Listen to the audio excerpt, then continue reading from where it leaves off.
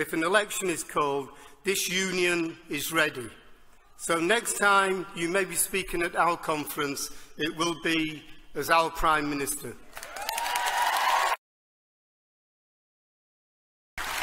Thanks. Thank you so much. In my NUPE days, I was often referred to as the late Jeremy Corbyn, so I've kept up that reputation. So I'm sorry we're a bit late getting into the hall today. And I want to say thank you very, very much for inviting me here today. And I just say that last night I went to see former General Secretary Rodney Bickerstaff to wish him well, because as you know, he's been working with the NHS to improve his health. Let's put it that way. Can we just send Rodney a really big message of get well soon, Rodney?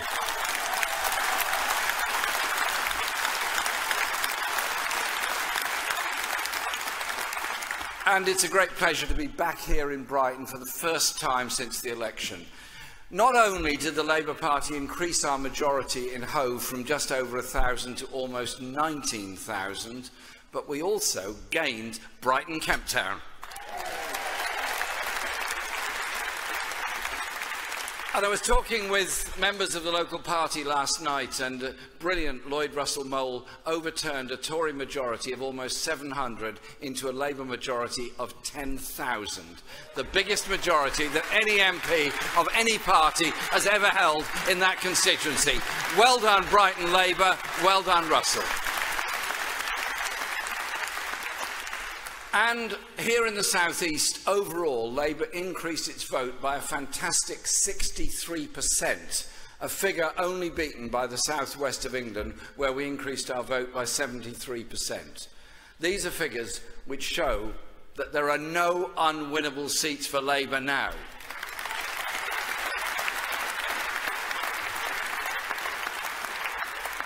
We made gains at Canterbury and Kensington to our Labour heartlands in the north. And can I say how glad I am that numerous members of the new Parliament, Labour members of the new Parliament, are from Unison, such as former Regional Secretary Eleanor Smith, and as Dave pointed out, MP for Wolverhampton South West, a black woman elected to the seat once held by Enoch Powell. And as somebody that grew up in the West Midlands and knew the poison of what Enoch Powell did and continued to do in that region, it's like a kind of cathartic process that you've been elected as the MP for Wolverhampton. I'm so pleased and so proud of you.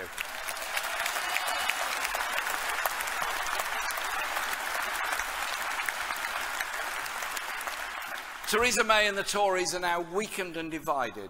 The Prime Minister called the election to win a landslide. She lost her majority and her political authority, and 2 weeks after the general election, she still hasn't been able to stitch together a deal with the DUP to stay in office. This is what you call strong and stable.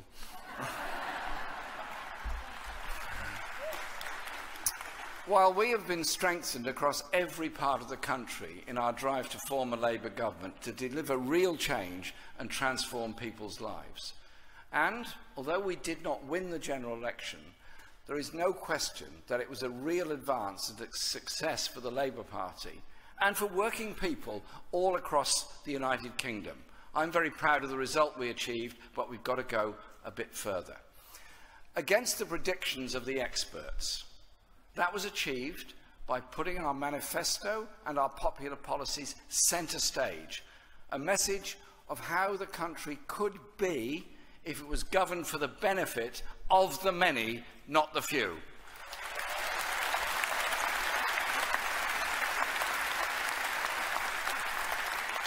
And you know what? We, all of us in this hall, all of us in the party, all of us that campaigned, we showed that the politics of hope can and always will overcome the politics of fear that were being put forward by the other side.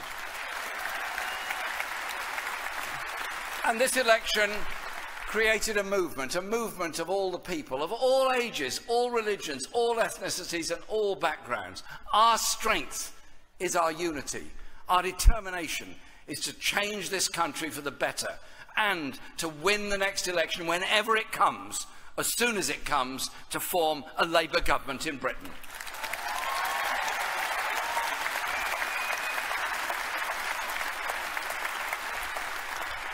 None of this will be possible without the huge support that we get from the trade union movement and your members. Indeed, we would not be where we are today if it were not for the trade unions such as Unison giving us fantastic support every step of the way. It's vital you get the recognition that you deserve for being the bedrock of our party, in the knowledge that it's only a Labour government and not a Tory government that will protect and deliver for all the members of Unison wherever they are in the UK.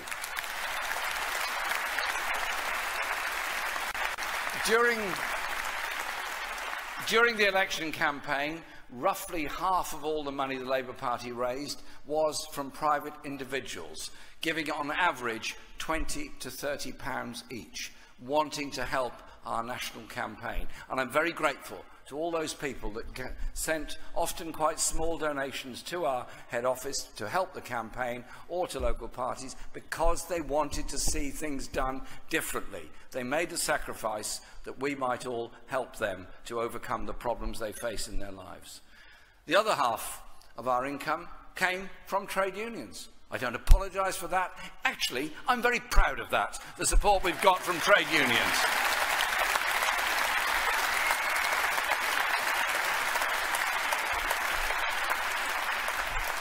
Other parties rely on huge private donations and handouts from corporations. The Labour Party relies on smaller donations from ordinary people and the generosity of the democratic trade union movement to keep going and keep representing people and the concerns they have all over this country.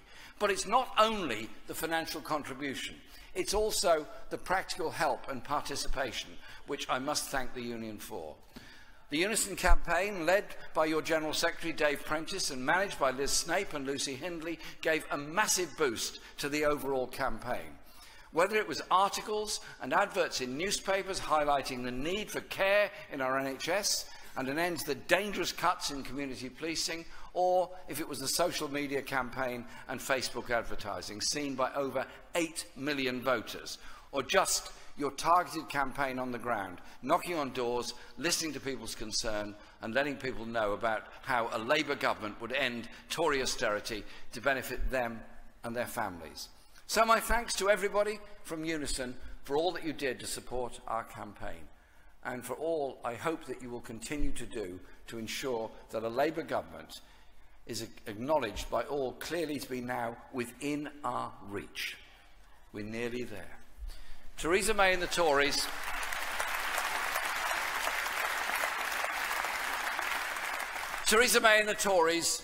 are clinging to power by the skin of their teeth and at the pleasure of the Democratic Unionist Party.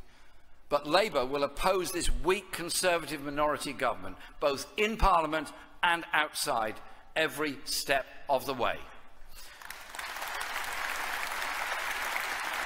And you could see the mood in Parliament when Parliament resumed this week.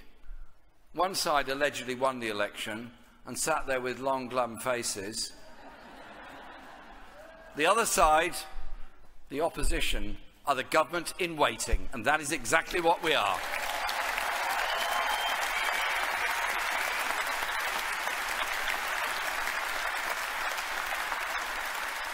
We are ready for another election at any time to finish the job of beating the failed, clapped-out Tories and form a government that works for all.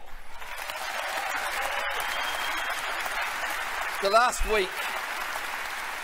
week has shown how necessary it is to do this as soon as we can. The Grenfell Tower fire should never have happened.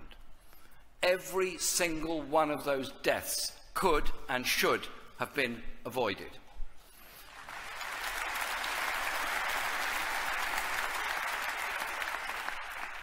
From Hillsborough to the child sex abuse scandal to Grenfell Tower, there's a very clear pattern.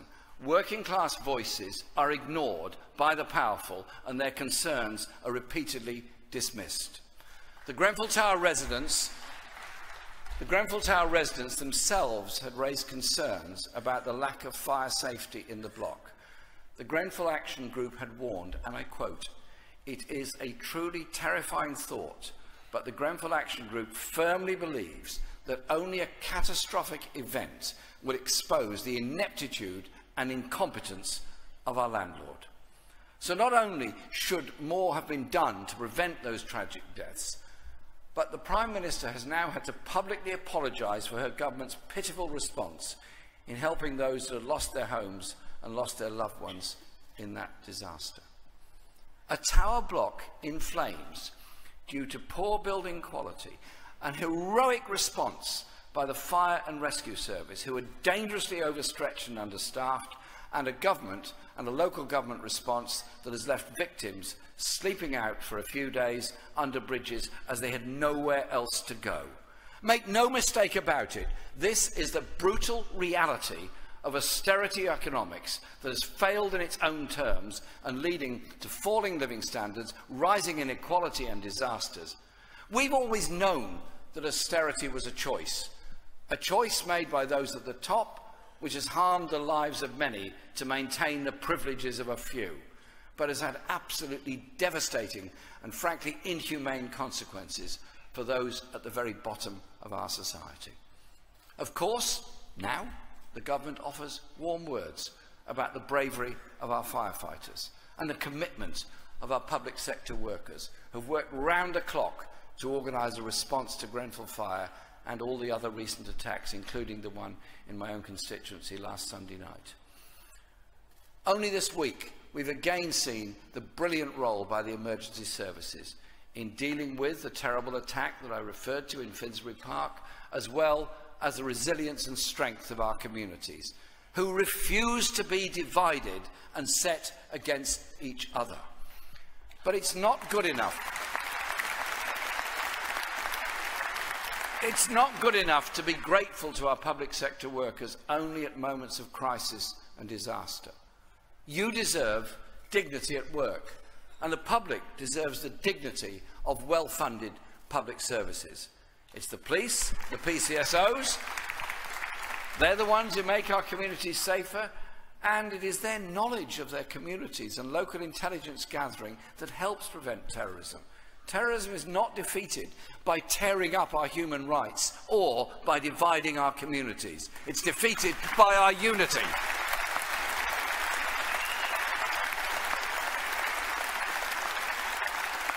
There are now 20,000 fewer police officers than there were when the Tories took office in 2010. When the Police Federation raised this with Theresa May, that was when she was Theresa May Home Secretary, she accused them of crying wolf. It is this attitude, the same attitude that we always see when this government dismisses unions such as Unison, when you raise concerns about the brutality of austerity and the dangers of public sector cuts that have left us in the position we're now in. This is why Labour's manifesto for the recent election, for the many, not the few, committed us to a fresh approach. 10,000 more police officers to work on community beats under a Labour government, equivalent to an extra officer for every neighbourhood in the country. Whereas the Conservatives have cut staffing, the number of firefighters and closed dozens of fire stations, Labour would recruit 3,000 more firefighters.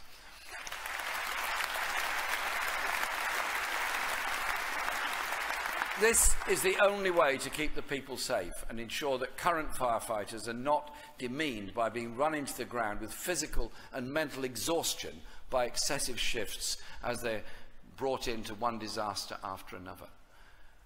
But this is the investment that Britain needs. Investment, yes, to create jobs and give people opportunities, but also essential investment to keep people safe in their homes. You cannot protect people's lives on the cheap. You only need to do, not only do we need to do spend more money on vital public services, but we need more money to be spent on vital public service workers as well. So, a Labour government will scrap the public sector pay cap. It is a disgrace.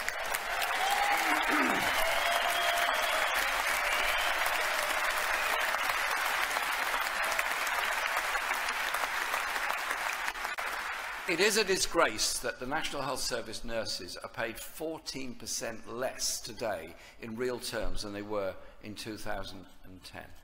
In Britain, in 2017, we have nurses and other public sector workers being forced to go to food banks, along with 1 million other people whose chances have been crushed in the name of austerity. When this was put to the Prime Minister, she said there are complex reasons for people having to use food banks. Well, I hope the Prime Minister is listening today when I say there are not complex reasons for people having to use food banks. The only reason is that this government refuses to ensure that people have enough income to feed themselves.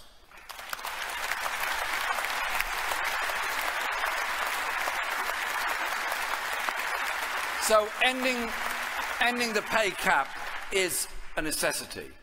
And our manifesto, fully costed, set this out, how new spending commitments would be paid for, by asking the top 5%, top 5%, and I hope there's a socialist comrade behind me that's going to pass me a glass of water in a moment, in order that I can continue this description of the inequalities in our world. Thank you so much. Thank you. We're asking those top 5% to pay a small amount extra in tax, and they would still have a lower tax rate than most of them did, even under Margaret Thatcher's reign. That's how far we've gone on this kind of economics. And by asking big business to pay a little more, but still lower than the rate of any other country in the G7. More funding would then be available for our children's schools, where head teachers wouldn't have to collect to pay salaries, and for our National Health Service, this country's proudest achievement, as well as its most socialist one, offering universal health care for all on the basis of need, free at the point of use.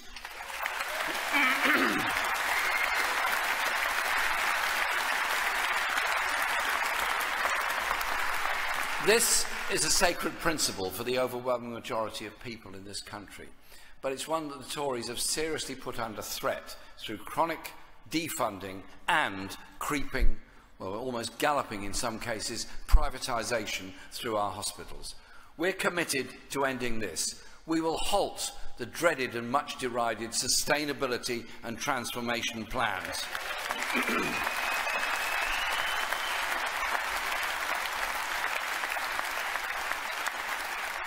We would instead put over 30 billion in extra funding over the course of a 5-year parliament.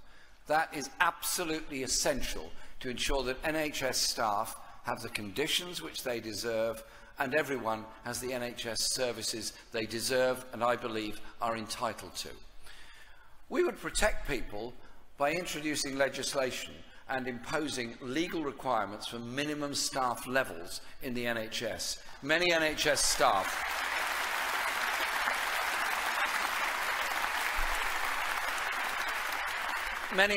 staff, and all of you in this room that work in the NHS will, I'm sure, relate to this, often work way past their finishing time in order to make sure a patient is safe, somebody is settled, or somebody has got a leaving arrangement so they can go into care if that's what's necessary. It's that dedication which actually becomes almost a form of moral blackmail against the staff. What we need is properly staffed hospitals and a fully functioning NHS and social care system.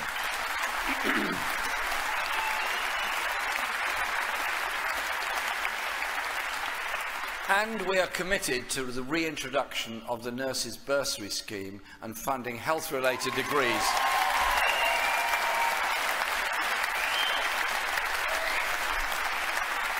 So that we encourage more people to train. I was talking to a group of trainee nurses in the NHS during the election campaign, and I asked every one of them, if the nurse bursary scheme had not been available, would you now be becoming an NHS nurse? And of the 10 I talked to, only one thought she possibly could if she could find somebody to lend her the money to get through the course. Well, that is no way to run a National Health Service. If we want a good National Health Service and we want the nurses we need, then we've got to train them and be proud to do it as well, and we will.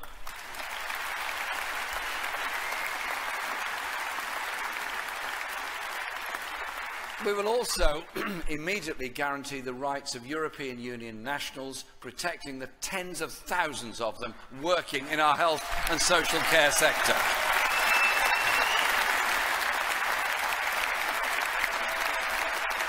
And I have to say, I was very proud of the Unison journal, that had whole pages and pages describing the work that EU nationals do who are members of our union, part of our community and contributing to our society. Brilliantly put. Thank you to all of them, and thank you to all NHS workers for what you do every single day of the week.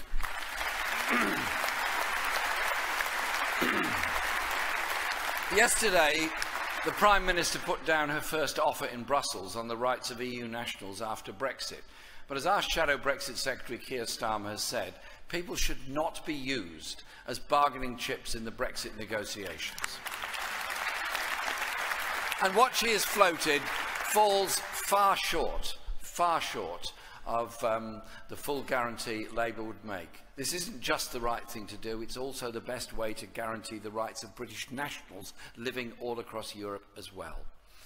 So, just as the 1945 Labour government created the National Health Service out of post-war ruin, the next Labour government will lay the foundations for a national care service in the aftermath of the ruinous austerity of the Conservatives.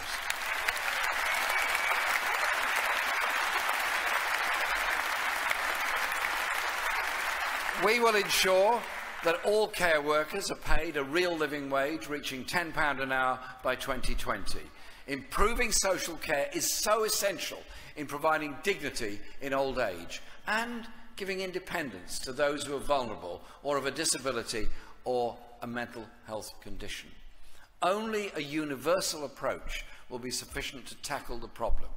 The election showed the Tories for what they really are, how they desire to introduce a dementia tax to take people's homes away from them purely because they have the misfortune to having to rely on social care. I just think that's wrong. Losing so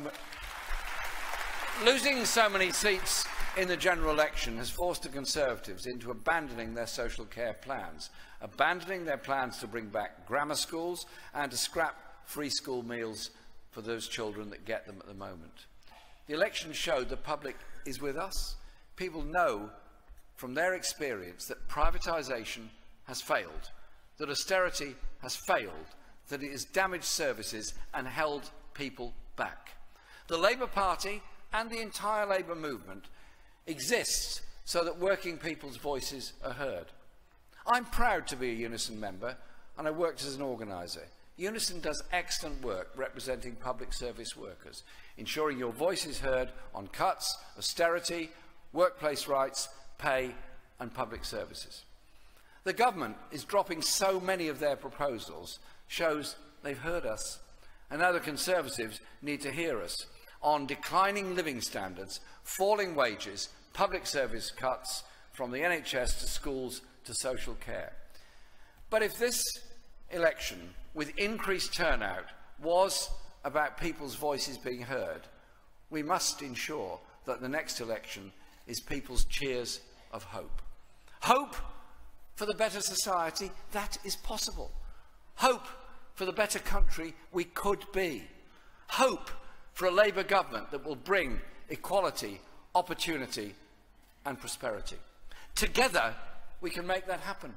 The Labour Party and the Labour movement, united for the many, not for the few. Thank you very much.